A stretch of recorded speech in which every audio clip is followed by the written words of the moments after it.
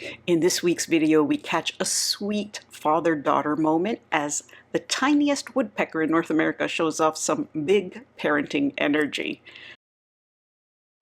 So this quiet tree trunk became a very busy place when I noticed not just one woodpecker, but two swirling around the tree trunk. When I looked a bit closer, I realized it was dad and daughter.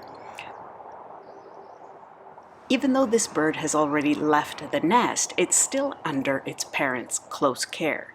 So you'll notice that the adult male keeps returning with tiny insects, and all the while the fledgling stays perched, occasionally exploring or trying her own luck at pecking at the bark, stretching her wings, maybe even moving a bit closer to dad as she climbs a bit.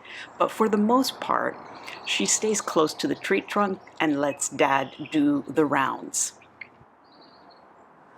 So after leaving the nest, downy fledglings are still tended to by one or both parents for up to 3 weeks as they learn how to forage and move about the world. And so you'll often spot the parent leading the young one to good feeding spots, offering food directly, and basically teaching them the ropes of how the world works outside of the nest.